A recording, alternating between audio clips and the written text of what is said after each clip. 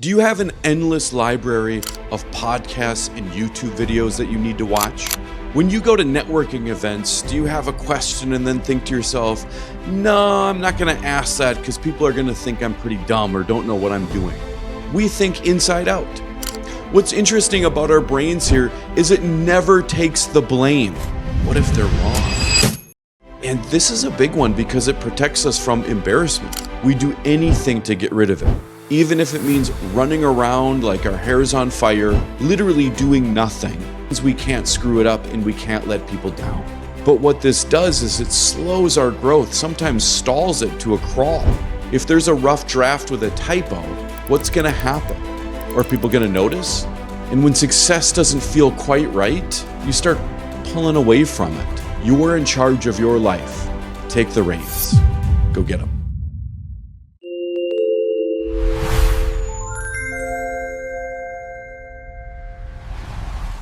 Do you have an endless library of podcasts and YouTube videos that you need to watch? When you go to networking events, do you have a question and then think to yourself, no, I'm not going to ask that because people are going to think I'm pretty dumb or don't know what I'm doing? Have you ever thought to yourself, maybe this is a good deal, but I'm not so sure. What if it loses money? Well, then this is a great place for you to be because we are going on a hunt for our 5 biggest fears for real estate investors.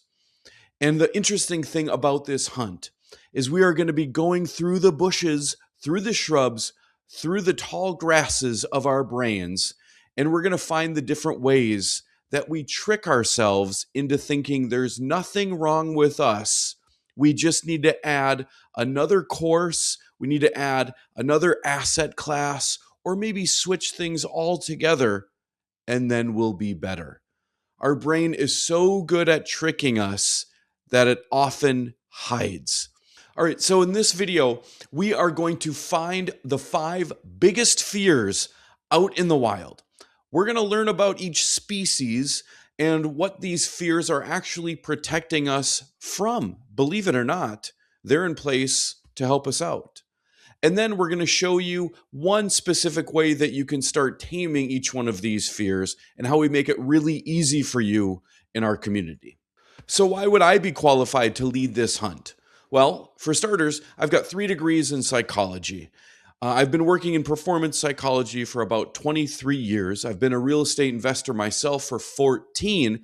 But more importantly, my clients in performance psychology are getting about an 11x return on investment on their dollars. And so this stuff works. And I want to help you find these fears so that you can start your journey and build your portfolio faster than ever. And one of the things that we all love about real estate is the concept of leverage and compounding. We can buy a $1 million property by only putting $200,000 down, and we can leverage the rest. So we're looking at ways that we can put in a little work and get maximum effort. And I'm here to tell you, just like every other conference and every other person that you meet that has a huge portfolio, they're going to tell you that your mindset is the best place where you're going to get leverage. If you want to go big fast, if you want to quit self-sabotaging, quit the burnout, and quit second-guessing yourself, your brain is the leverage for you to do so. But we have a challenge here because we think that investing is about numbers. Buy low, sell high. Easy, right, Chris? Well, it's not quite that easy because as much as we want investing to be about the numbers, it's actually about our thoughts, our beliefs, our inner confidence, our ability to make really good, savvy decision when the stakes are very, very high. And that can be really overwhelming on us. And so our brain does shortcuts to help us out. And by high pressure, I mean, this is our livelihoods here. I mean, this is everything to us. For a lot of us entrepreneurs and real estate investors, this is how we put food on the table, how we achieve all of our goals, how we create financial freedom for ourselves and for others, how we buy our time back. And this is how we define our legacy, how we put our stamp on this earth. It's very vital that we get this right so that we can build our portfolios the best without all the burnout, without the sabotage, and without burning bridges with our family. What's interesting here, too, about our brains is we think inside out. What's interesting about our brains here is it never takes the blame. It has a huge amount of leverage and compounding factor to it, but it always pushes it out. And so when we need to grow who we are, when we need to become the next version of ourselves so that we can be the person who naturally grows a business and makes success inevitable, our brain is like, nah, nothing here to see. Instead, what you got to do is you got to do smaller deals, man. Or you got to partner up with a whole bunch of other people. Or you need to get a bunch more education here. Here, look at all these YouTube videos you could look at. Or maybe focus on another strategy. I know that this other asset class or this other market, this person is killing it over here. Have you thought about that? Or maybe go to a bunch of networking events, but just get to know people and don't have any depth to it. Don't put yourself out there. Don't tell people what you believe in and what you despise. You just kind of get to know people and blend in. Or maybe you've decided that you're just going to pivot to something else or investing really isn't for you. All of these methods for putting the blame somewhere else are defense mechanisms. Our brain is excellent at letting us know that we're safe. Nothing needs to change here. The thermostat is set. Don't touch the thermostat. As long as nothing changes, we're going to be okay. The problem with that is you want to change. You want to grow. You have dreams. And going for those dreams means changing who you are, which is terrifying to our subconscious mind, which is why it develops all these fears that we're going to study today. I don't know about you. I've never seen anybody walking around saying something like, hey, I have a fear of failure, or I don't think I'm good enough. Nobody really says that. Nobody thinks that. Instead, we say something like, this seems like a pretty good deal, but what if it's not? What if I lose a bunch of my money? What if I get embarrassed? What if I find out that I'm not really as good or as smart as I thought I was? So we're going to hunt your 5 biggest fears, teach you about them and what they're protecting you from, and show you how to make it easy to tame them in our community. Ooh, and I see one now. In fact, if you look over in those bushes over there, I'm starting to see some rustling. I'm hearing some whispering. Something saying, I don't think I'm good enough. I don't think I'm good enough. And now I see some feathers popping up. Oh my goodness, it's a beautiful peacock. This peacock is opening its laptop. It's going to send out an email to an investor. It's going to send out a LOI to buy a property. It's going to upload a YouTube video, but oh wait, nope, it's looking at another podcast. Never mind. Oh, it's going to buy a course because this might be the one that actually moves the needle. Oh, and now I see the peacock is practicing its pitch again and again and again. Oh, and it never actually gives it to anybody. Oh, now I'm hearing it say to itself, once I have another deal, I'll feel ready.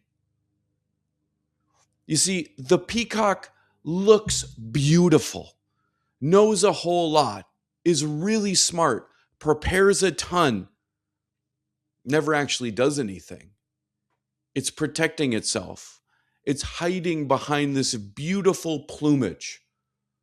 But it's really thinking to itself, if people get to know the real me, will they reject me? Will they think I'm smart enough?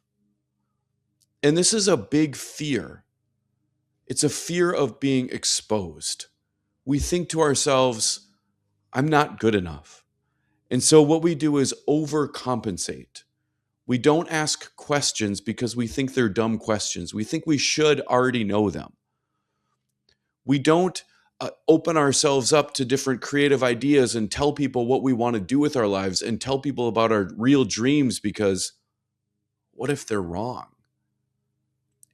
And this is a big one because it protects us from embarrassment, from shame, from losing credibility. And it's holding us back in huge ways. We're delaying action. It weakens our conviction. We don't believe in what we believe in. And it keeps us thinking that we need to prove ourselves instead of authentically leading with who we are. And in life, we're constantly comparing ourselves to other people. The peacock feels a lot of pressure to fit in, to constantly be on, to not feeling good enough, to wondering what it's going to take to finally be able to let itself be free. And the first step to start taming the peacock that lives in you is to name it. That's right. Just name it to tame it. It's one of the things we talk about all the time. This is the latest, greatest psychological research here. Is just say out loud to yourself, I'm feeling less than. I'm not feeling good enough. I'm feeling like I need to be somebody else. Because there's a lot of shame involved in this fear. Shame does not survive the spoken word. And so if you can name this out loud, you're already starting to tame it. If you want to take it another step further, you can actually thank your mind for having this fear, because this fear is protecting you from something that you've been experiencing your entire life: embarrassment, abandonment, rejection from others. And so you can say, thank you, Peacock, for being here. I really appreciate you protecting me. Now I'm going to go off and do these other things because this is what I believe in. And so taming the peacock is all about naming that feeling that we have on the inside. Okay, now let's get back to our hunt. Now we are on the prairies. And keep an eye out. Oh, there's a colony. I see things jumping up and down. I'm seeing things hurrying and scurrying all over the place, doing a ton of stuff. Really, really busy. Oh my goodness, this animal is super busy. There it is. It's the meerkat. And it's constantly popping its head up and then down and then moving somewhere else, popping its head up again and moving down. It's starting a conversation and thinking, oh, I should do more over here. I should get this done over here. But then it's not following up with people over here because it says, oh, I don't want to be too salesy. And so it's just starting a ton of fires and opening up a bunch of different things, looking at 20 different investments and looking at 10 different types of deals. Because what happens if I get rejected? What if I'm not as capable or good or as smart as people think? And so the meerkat darts from thing to thing to thing to thing to keep itself alive. Because if a meerkat gets rejected, if a meerkat makes a mistake, it gets eaten. And we feel that same way too. And so what we do is we open LinkedIn to post, rewrite it, close the app, start doing something else, get a little lunch, go on a run, listen to a podcast, open up LinkedIn again, decide it's not a good idea. Open up Instagram, decide that's not a good idea. And we start pulling back socially. We're telling ourselves, oh, I'm just too busy to get involved. Oh, I'm just too busy to do this. We get so busy doing nothing, going from project to project to project, and nothing moves the needle. We realize it's been a while since you've actually had fun. Maybe you've canceled some vacations. Maybe some friends quit hanging out with you or reaching out to you. Perhaps you've been rejecting your family. And the more you avoid rejection, the more disconnected you become with other people. And what's happening underneath here is we have a fear of judgment and disapproval from other people. We try so hard to check all the boxes to please everybody and seek approval that we end up rejecting ourselves. And rejection is like poison to our brain. We do anything to get rid of it, even if it means running around like our hair's on fire, literally doing nothing, doing all of the things on our to-do list that are really, really easy to cross off, being the most productive person that never really gets stuff done. That's the meerkat in us. And we're protecting ourselves from criticism. from being excluded from the group, from being abandoned. Because if we're so busy, we must be important, right? We must be productive. But this holds us back because we're not doing any outreach. We're not doing anything that really moves the needle. We're missing relationships. We're missing the big picture. Instead, we're people pleasing and we're experiencing a lot of social isolation. This is one of the main ingredients in burnout, is being constantly busy. We tend to isolate ourselves from people who don't get it in our business, from people who aren't as busy as us. We tend to just put our heads down and have more of a black and white type of thinking. Black and white thinking is when there's a definitive right and a definitive wrong, and I'm in the right, and we've got to put our heads down and we've got to keep working.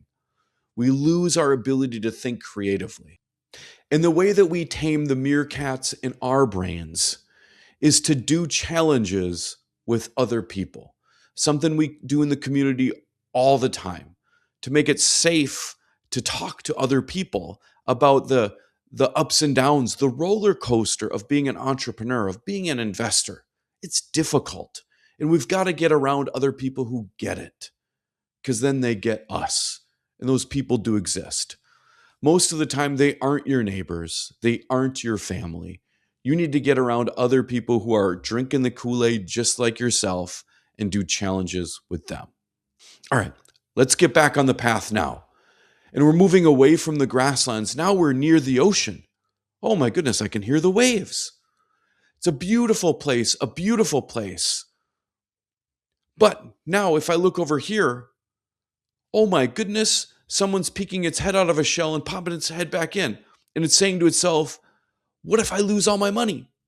What if I fail? This is our turtle friend, our fear of failure. And we say to ourselves, what if I lose my money?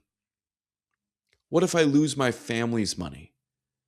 What if I lose my investors' money?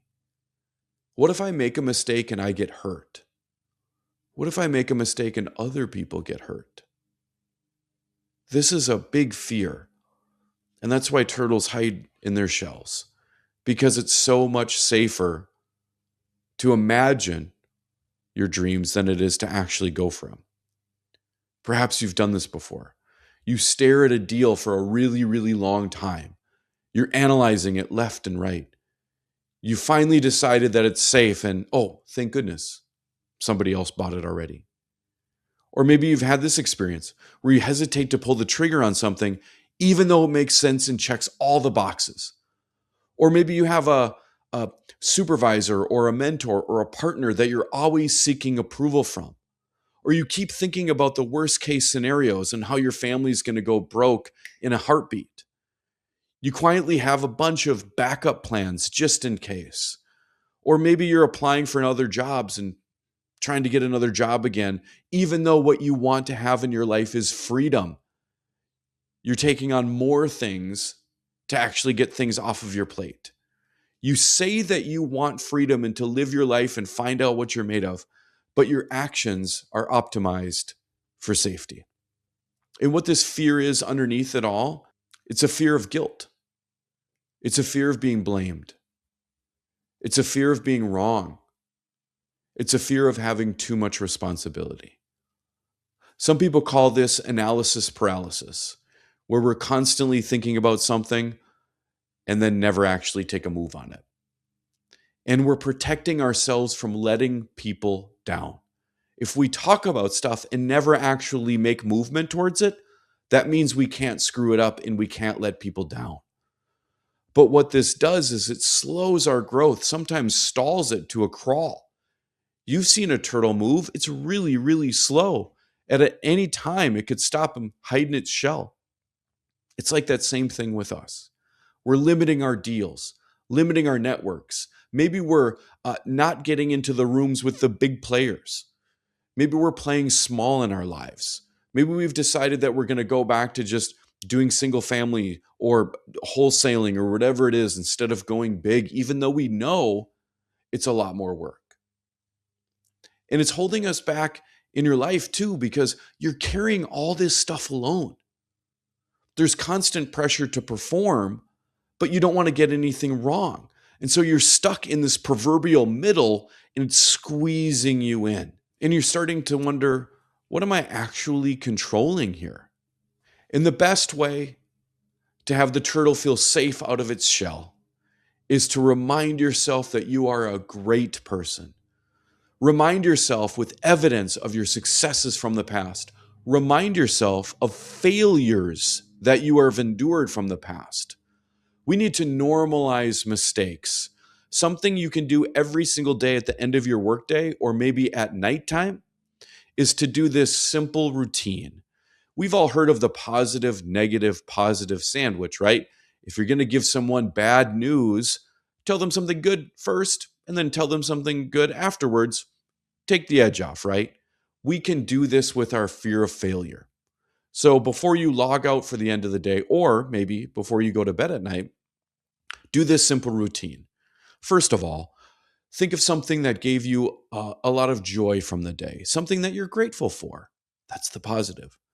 Next, tell yourself something that you did wrong, a mistake you made, a failure that you made that day, because we have to make mistakes. That's really the only way forward in this business is failing forward. And so let's normalize mistakes by writing them down every single day.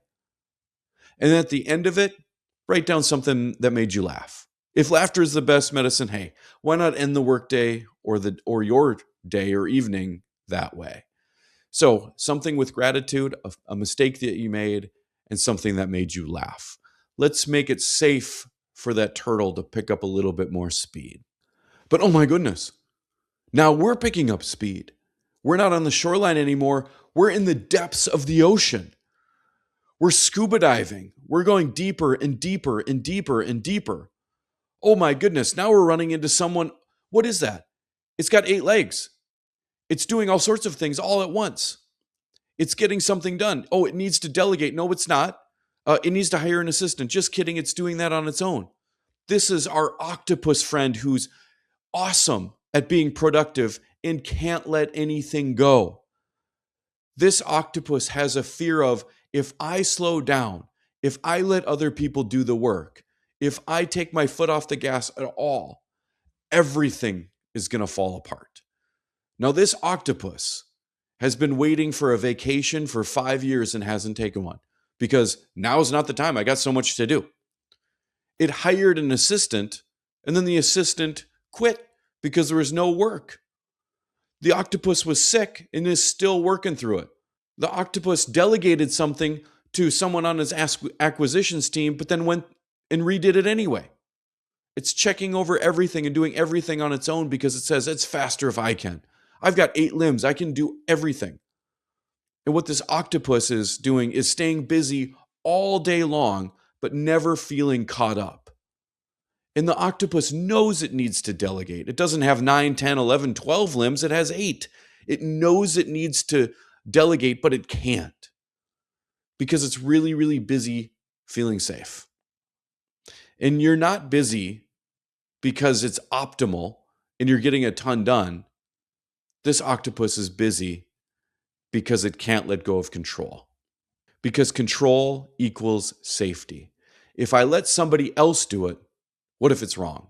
What will people think about me? If there's a rough draft with a typo, what's going to happen? Are people going to notice? Am I going to get a ton of hate mail? Are my investors going to leave? Are people going to think that I'm dumb?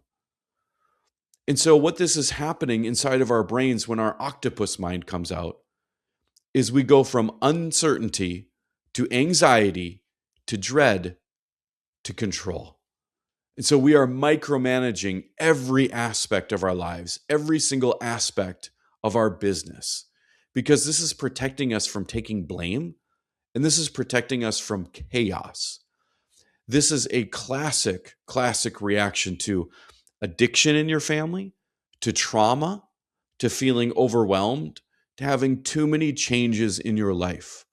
The octopus comes out and takes control of it all because, hey, you know what? I'll do it. If something needs to be done, I'll do it. Something that the octopus thinks to itself all the time. What if I let go? What's going to happen? I can't dare think about that. Let's press on. And what happens in your business here is that everything bottlenecks. You can't scale. You can't do a great job because you're starting to take on more and more and more, but you've got to do all the little things too. And in our life, if you've got the octopus fear, there's so much stress. There's never rest. You're constantly on, not only on the clock, but feeling on. Health issues come up, blood pressure stuff comes up, heart attack stuff comes up, addictions, caffeine, not sleeping, neglecting the health in your life, whether it's physical health, social health, mental health, all of that stuff gets neglected because you've got to keep going and going and going. And so, how do you solve the octopus fear? Any book, any podcast, any YouTube is going to tell you, oh, it's simple. You just start delegating. Delegate when you're 50% ready. Delegate when you're 80% ready. But that's not going to work because that fear is too deep in your subconscious brain. Instead, what you've got to do to get rid of this fear of losing control is get around other people who are doing this work. Getting around other people and just chit-chatting with them, just hanging out with them, is going to get you back to thinking clearly, get you back to feeling more in control of what you're doing and letting other people do what they do.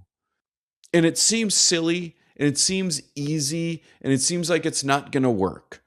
But I know this from years of performance psychology. Just literally getting in the same room and talking to people who are also controlling everything in their lives, that's going to help you. Building the ability to just ask for help, to just say what you're struggling with, is going to be so important. So don't go trying to delegate things right away. It's not going to work. It's going to backfire. You're going to have to take that control right on back. And then there's going to be layers of guilt and shame on there. So start talking about this struggle with other people. That's what's needed. Okay. Now we're moving from the depths of the ocean back onto shore, walking our way through the jungle again. Oh my goodness, now we're in a city. And we're walking through a city, to a street, into a garage, into a house, and oh my goodness, we're at your house. Because this last fear is experienced only by humans. And this fear is, what if I build all of this, achieve all my goals, get everything I want, and I still feel empty? No other animal on the planet has this experience, but many very high achieving top performers experience this every day. And maybe you've seen it too. Things start working and suddenly you're too busy to push forward. You shift to a new strategy, a new market, a new asset class. You feel restless even though you're making progress. You notice yourself getting shorter, more irritable, more grumpy with your friends and family. You wonder to yourself, is this really what I want to do long term? You need a break from your purpose. You need a break from doing the work that you said to yourself at one point that you loved. And when success doesn't feel quite right, you start pulling away from it. In fact, you start pulling away from life in general. This is a fear of success, and it comes from a misalignment of your conscious and subconscious mind. Success without an identity is emptiness. And what this is protecting you from is living the wrong life. Some people say that they are climbing the corporate ladder. And I heard someone say that they climbed the corporate ladder for 40 years and then realized they were on the wrong ladder. We spend a lot of time wondering if this is the absolute most optimal, best use of our time, that we forget to enjoy the ride along the way. And how this holds you back in business is you stay inconsistent. There's no focus. You can't push through. There's no joy, and you start drifting. And in life, what happens is you get burned out. It doesn't mean anything to you. You have no bigger purpose, no why. And the best way to start tackling this one is to redefine what success actually means to you. And here's a hint. It's not money. It's not what you think it is. It has nothing to do with your house, cars, boats, whatever. It doesn't even have to do with you. It's bigger than you. It's the ripple effect of you and your success. This is where hobbies come in. This is where friends come in. This is where teaching and coaching and volunteering comes in. And I've got a vision workbook I'm happy to share with you if you want. 8 sections about the different parts of your life, and you can define what it means to you to live an abundant life in all these areas. It's time to get back to what makes you, you. A fear of success is a really psychologically deeply rooted problem. And this is one that you can fix. Sometimes we feel like we don't deserve to have the good life. Sometimes we feel like if we have the good life, who do we think we are? That we're going to piss off the people in our lives, that we're going to get shunned and neglected and kicked out of the family. That's a very, very real feeling for a lot of people. And I hope that doesn't happen to you. If it does, we have a number of ways that you can tame that. In my work, I've done research on real estate investors who have accumulated over $1.5 billion in real estate. And what we found is that there are 2 factors that sabotage your success. Those factors are social isolation and self-doubt. Social isolation is where you're not getting around people who are going through the similar roller coaster as you are.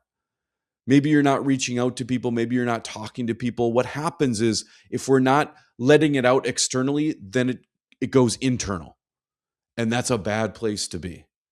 I try not to be alone with my thoughts after dark because it's pretty scary. And the second thing we found is self-doubt. Fears. Fears get amplified. All the fears that we hunted today get amplified when we're not around other people. And that's why I started the Money Mental community, to make it easy for you to accelerate your business, to accelerate your life by getting rid of these fears, getting rid of the burnout. What we found is that in only 5 hours a month, you can double your impact in your business. That's right.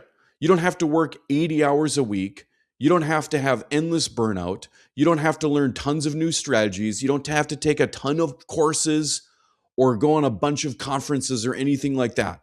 You don't have to burn bridges with family or friends or anything. A little more than 1 hour every single week is all you need to 3x or more your business. Wouldn't it be great if you could tame these fears? Wouldn't it be great for you to find what you're made out of? For you to build generational wealth, time freedom, financial freedom, a legacy. If this is something that you'd like to consider, we'd love having you. But remember that these fears are just thoughts that live in your brain. They don't have to have any power unless you give them power. You're in charge of your life. Take the reins. Go get them.